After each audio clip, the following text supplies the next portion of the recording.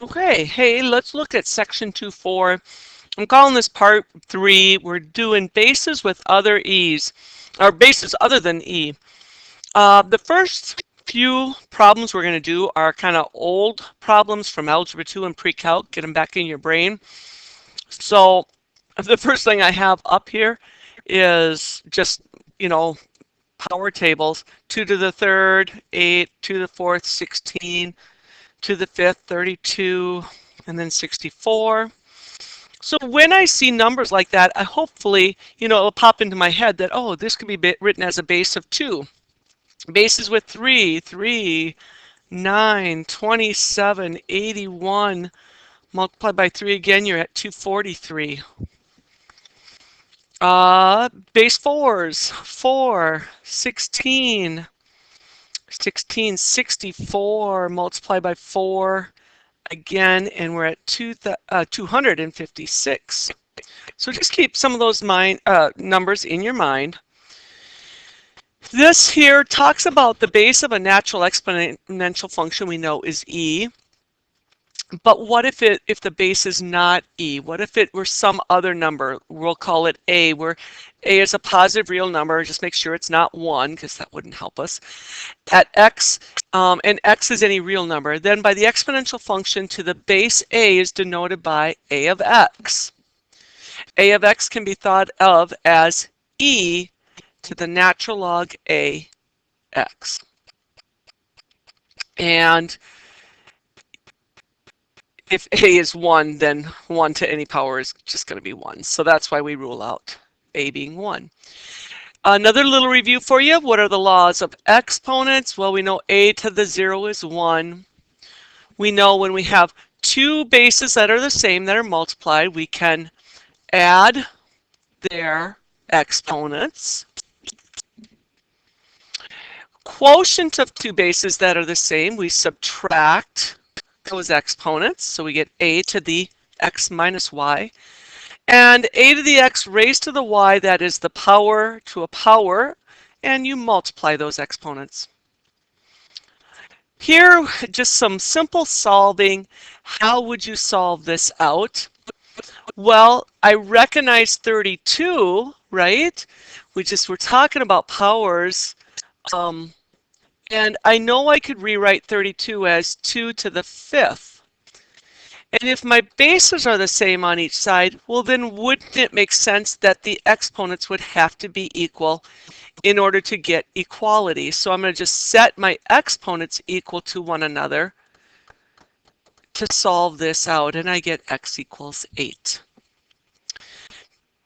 To take a little different approach, well, this one, let's just do it the same way. We got 2x minus 1. We know 27 is 3 to the third. So I can say, okay, well then the exponents must be equal. And I get 2x equals 4. Divide by 2, and it would say that x is 2. Works. I realize on this one I could go 2 to the third, replacing 8, and I could go 2 to the fourth, replacing 16, and then do the exponent comparison. But I want to show you another technique too. If it didn't dawn on you that 8 could be rewritten as a base of 2, maybe you would approach it and say, well, then I'm going to take the natural log of 8 raised to the x minus 3. I'm going to take the natural log of 16 raised to the x plus 2. And if I do that by introducing the logs, it allows me to use that power property, which allows us then to get the exponential x down to the working level alongside of natural log 8. And then I can have x plus 2 brought down, and natural log of 16 being a multiplier. I want to solve for x.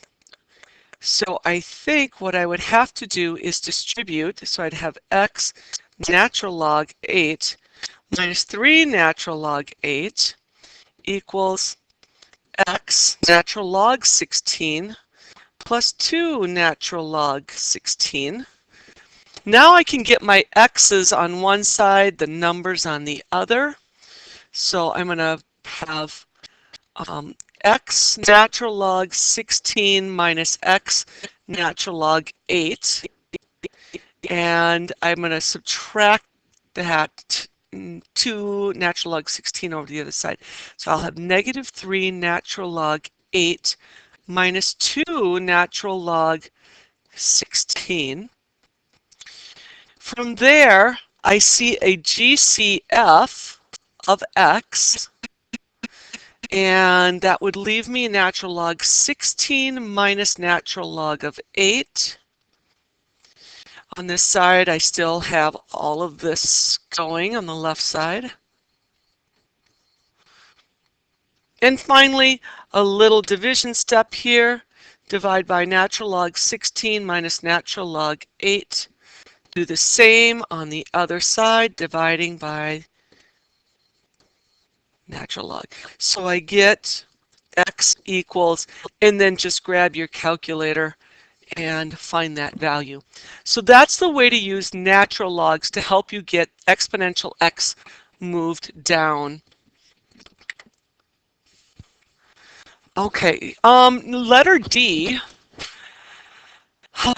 9 can be written, I'm going to go back to using bases. So I'm going to say 3 squared for 9 raised to the 2x minus 1 equals, well, 27 is 3 to the third. Because it's on the bottom, that would have been a negative 3 raised to the x minus 3. Now, there is a power to power rule, right? So this really looks like 3, and then I can distribute the 2 through the 2x minus 1, multiply those up, and then I'll have negative 3 times x minus 3. So, comparing my exponents, I would get 4x minus 2 equals negative 3x plus 9. Solve that out, 7x equals 11. X is 11 sevenths. So just a little review on working with exponential equations. What about log equations? So for this one, I could key it in my calculator.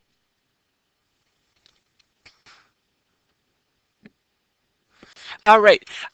Yeah, here I had problems with my contact. Alrighty, I'm going to turn this into write as an exponential function.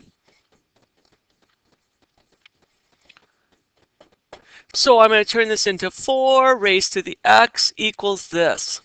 4 raised to the x equals 1024. And I do kind of recognize this because I knew that 4 to the 4th is 256. So I think the next one, if I multiply by 4 again, that's going to get me to the 1024. So this must be an exponent where it is 5. G, 9 to the x equals 1. Well, x would have to be 0. 9 to the 0 equals 1. 2 to the x equals 16. Root 2 to the x equals 16. But 2 square rooted can be written as 2 to the 1/2 power raised to the x. And then multiply, we'd have 1/2 x. 16 is a 2 to the 4th. So I could say 1/2 x equals 4 by comparing exponents. Multiply by 2, x would be 8. 27 raised to x equals 3. But 27 is 3 to the 3rd. So 3x equals 1. X is 1/3. Oh, sure. The cube root of 27 equals 3, doesn't it? Okay, moving on.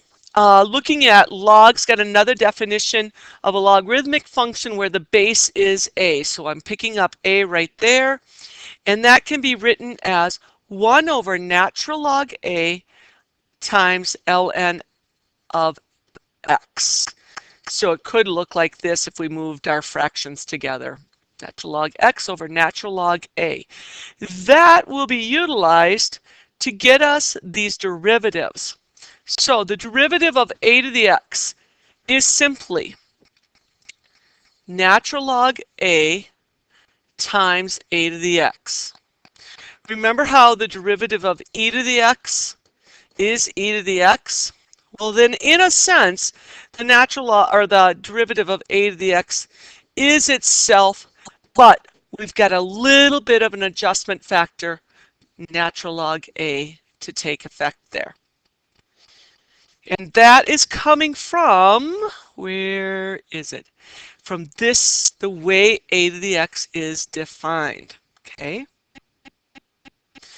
If you thought about this, if I substituted a to the x and made it e natural log a times x, and I took the derivative of this, I would say, okay, it's e natural log a to the x.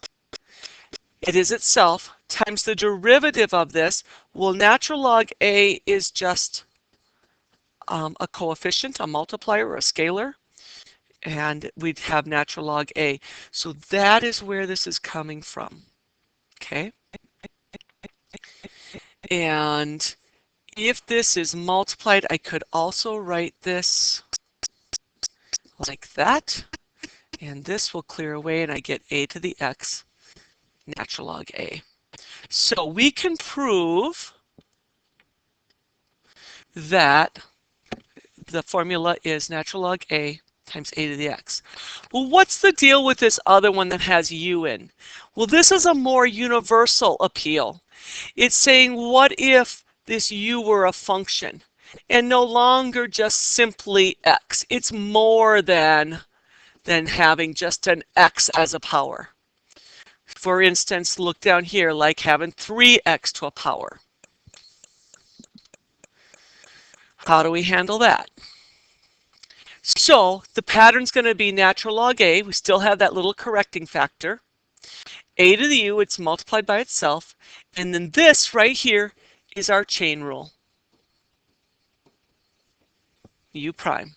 So it's embedded in the formula.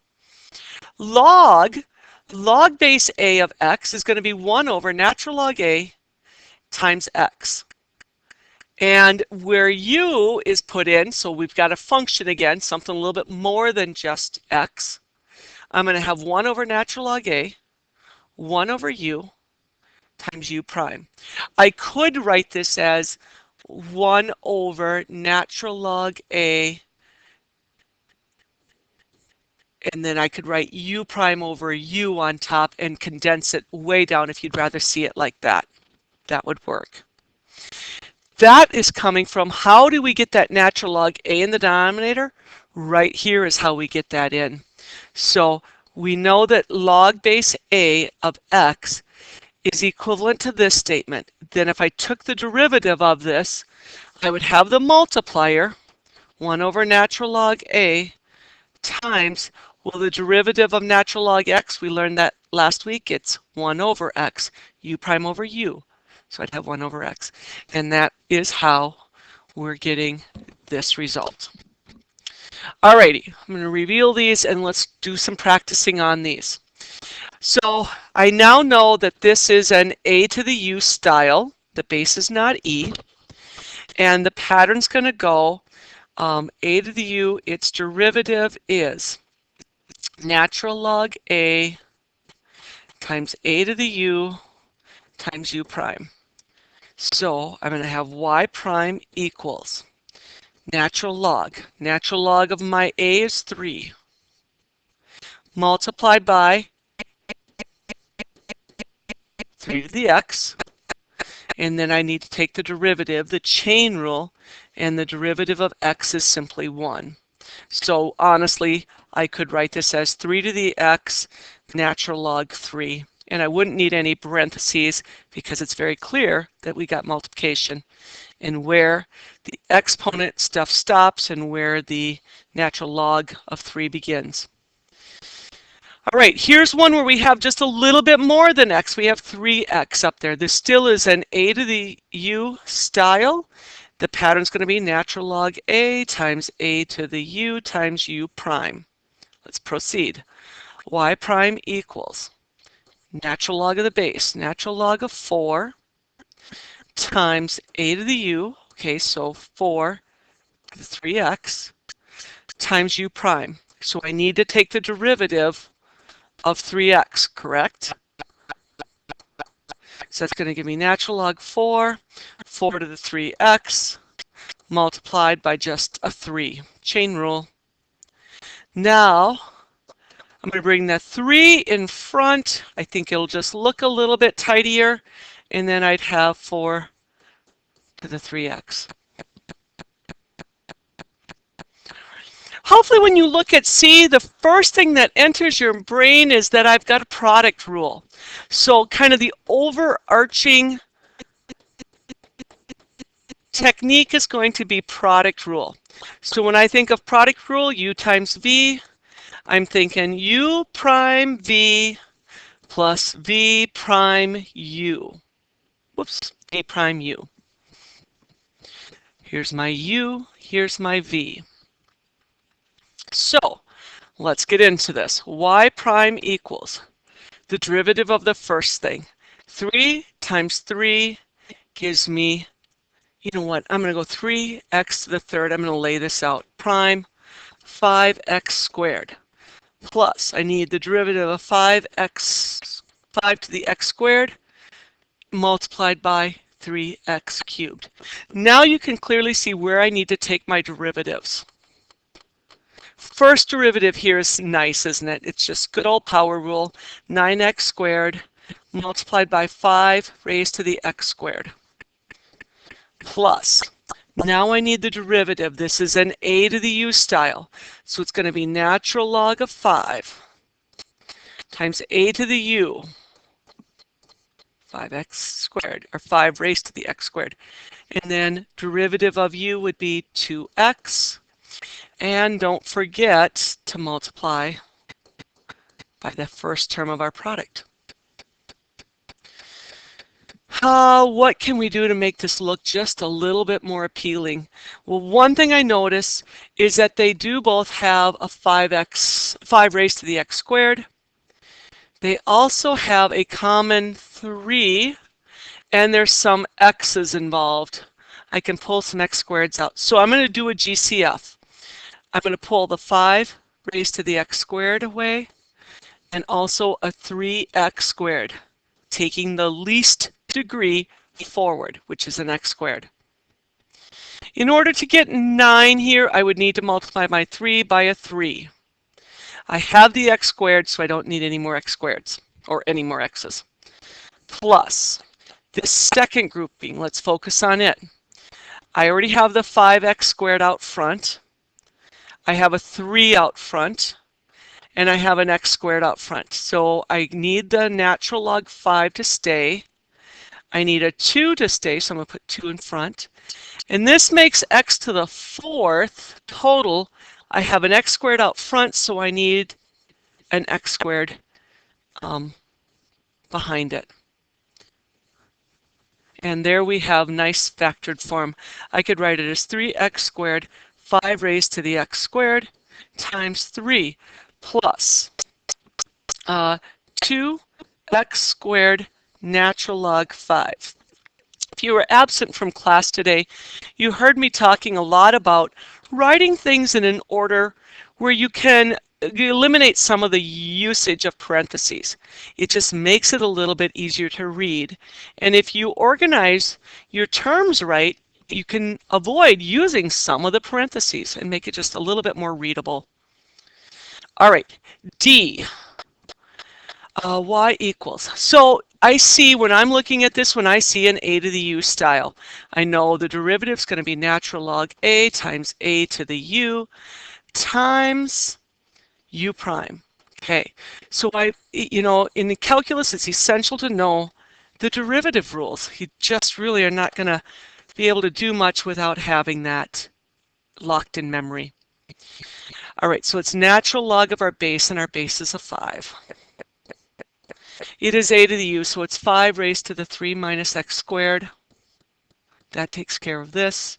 And now I got to think about the derivative of 3 minus x squared, indicating derivative there. So I'm going to make one more pass here, natural log 5, 5 to the 3 minus x squared. And the derivative of my last term would be a negative 2x.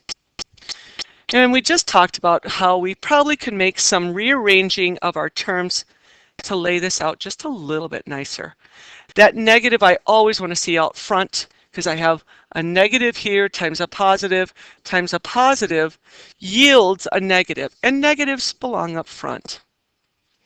I'm going to make this negative 2x natural log 5, and then I'm going to make use of a parenthesis, 5 raised to the 3 minus x squared. Looks rather appealing.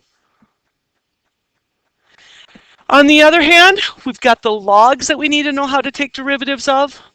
So I can see my a right there. So I'm going to go into basically this form, and I'm going to say y prime equals. Got to get the 1 over the natural log of the base. The natural log of the base is 5, multiplied by 1 over x times the derivative of x, and that's going to be just a 1, isn't it? So I think I'm going to have 1 over x natural log 5. For b, my a is a 3. My inside piece, this is my u, isn't it? This is my a.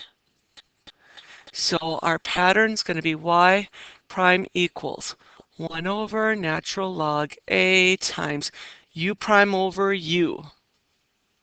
I'm going to get y prime equals 1 over natural log of 3 times, I'm going to need the derivative of sine, which gives me cosine, divided by sine. Oh, that just begs to be simplified. That really is a cotangent, isn't it? Cotangent x over natural log 3.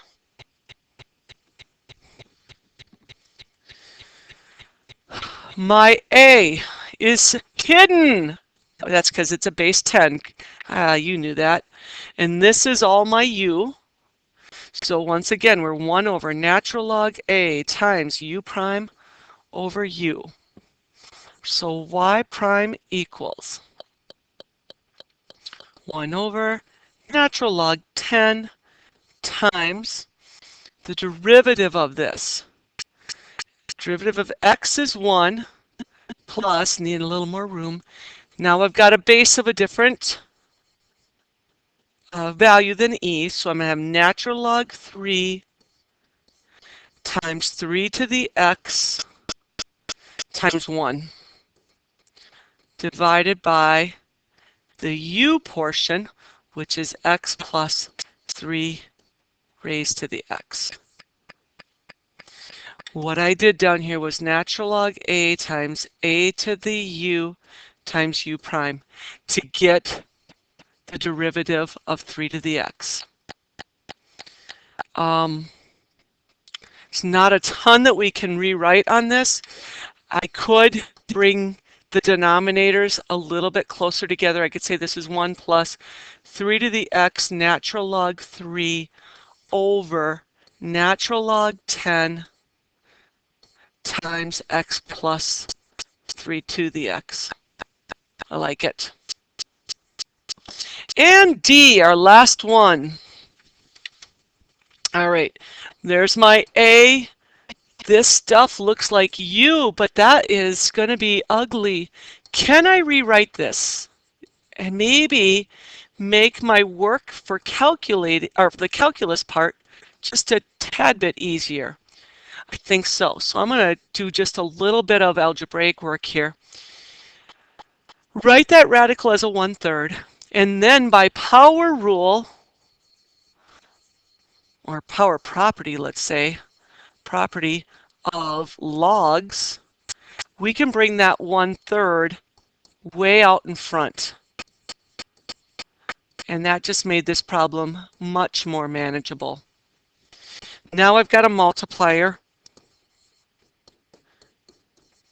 And then I can go into my 1 over natural log of a, which is a 2, times u prime over u. 2 over 2x plus 1. Let me write that out. It was natural log a times u prime over u is what got us all of this. Simplifying this, or really not simplifying, but just making it look a little bit more readable, I'd call it 3 natural log 2 times 2x plus 1. Extend that fraction bar. All right, that is the new derivatives, picking up with bases that are not e. For number 4, writing the equation of the tangent line, I know I need a point, I need a slope, and I need to write it in y minus y1 equals the slope times x minus x sub 1 form to get my equation. Well, in order to get the point, they gave me 2. I'm going to calculate the y value. And you can tell I'm going to find a y value because look at my notation. I'm putting 2 into f, which means I have 6 squared or 36, giving me a very lovely ordered pair of 2 36. The slope, well, the slope comes from the derivative, doesn't it? We're going to take the derivative. So f prime of x equals natural log 6, that's the natural log of a, times a to the u, 6 to the x, and then chain rule would say the derivative of x is 1, which I don't really need to write. So it was natural log a times a to the u times u prime. That's the derivative work I used. Now I want to evaluate that at 2, so I know the slope at 2. Natural log 6 times 36. I could get rid of those parentheses if I just wrote it in a little bit different order. That's my slope, and that's what's going in for m. Not even going to go to my calculator and figure out what numeric value that is because it doesn't have a nice ending decimal, I can guarantee it. So I get y minus y1 equals the slope, 36 natural log 6 times x minus 2. And there we go. I'm going to hold off on this. Homework is this page. It's front and back. A little bit of review here. I would do natural log 3 and bring the 2x down front is natural log 80, solve for x. For this one, we got base 10. 10 to the 1.2 gives me that, and solve it out. 3 to the 5.4 gets me that. So there will be a little bit of calculator work. It says to take it to 3 decimals, and I trust you can do that. Then you are working with finding derivatives probably the rest of the way. Have a lovely day. Bye-bye.